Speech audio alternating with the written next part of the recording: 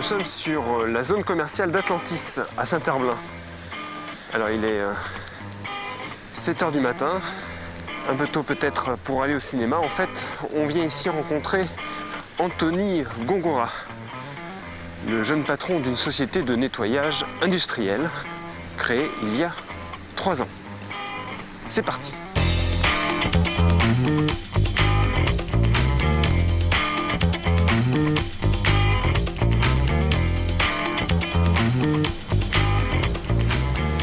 Bonjour. Bonjour. Comment allez-vous? Très très bien. Neotech, c'est quoi alors? C'est une entreprise de nettoyage industriel, c'est ça? Alors nettoyage industriel et également espace vert. Il paraît que dans votre domaine d'activité, les entreprises n'ont pas trop bonne réputation en matière de ressources humaines. C'est dû essentiellement, à mon sens, à la profession. Les employés ont des modes de management, une grande partie un peu archaïque et ancien qui est tu avances ou tu pars, j'en trouverai d'autres demain. Ce qui fait qu'on attire très peu de profils et qu'aujourd'hui, avec nos besoins qui vont croissant, on est face à des difficultés de recrutement qui sont de plus en plus importants, alors qu'on propose beaucoup de jobs.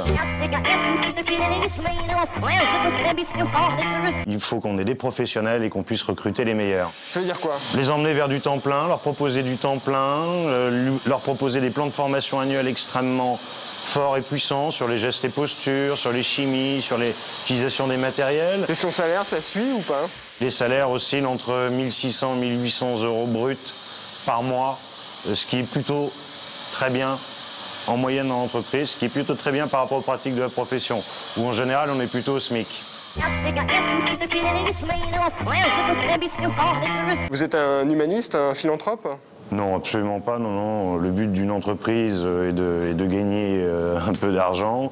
On pense qu'en donnant de conditions correctes, normales, bonnes à nos équipes, on peut s'inscrire dans la durée et inscrire de ce fait Neotech, l'entreprise, dans la durée.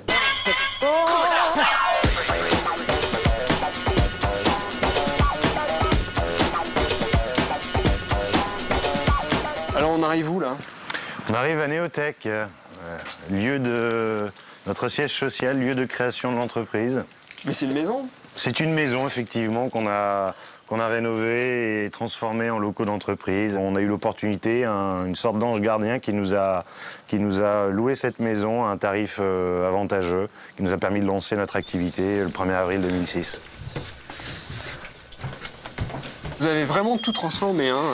Ici, c'était quoi dans cette salle, par exemple? C'était la cuisine familiale pour les gens qui habitaient là, qui étaient locataires avant. D'accord, aujourd'hui, c'est plus ça? Ah non, aujourd'hui, c'est un mix. C'est une cuisine, salle de réunion. Et la cuisine, elle est où? Elle est simplement là.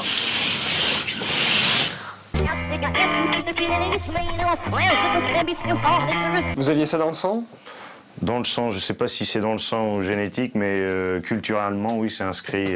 On est dans une famille d'entrepreneurs, c'est inscrit au fond de moi, oui, ça c'est sûr. J'ai une mère qui est dans les affaires depuis longtemps, qui a dû me sensibiliser à ça, et dès mon école de commerce à Nantes, j'ai voulu, dans 10 ans après, créer ma propre entreprise, que j'ai fait avec Neotech.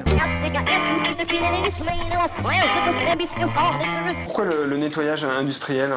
Parce que j'ai eu une expérience passée de directeur d'agence pour une société locale qui a été vendue à un grand groupe dans le domaine de la propreté. Donc je connais bien le métier depuis les années 2000.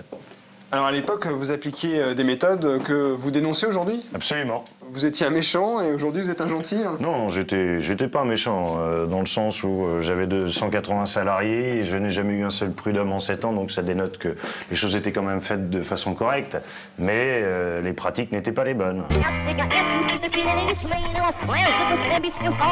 Pour terminer, est-ce que c'est vous qui faites le ménage chez vous à la maison? C'est moi. Ma femme a d'autres occupations. Moi, je suis le spécialiste du ménage à la maison. Je passe aspirateur, je lave les sols, je fais les vitres. Je m'occupe de tout. Je n'ai pas de femme de ménage, pas encore. Pas les moyens, mais... bientôt? Peut-être, oui, espérons. Très bientôt, sûrement.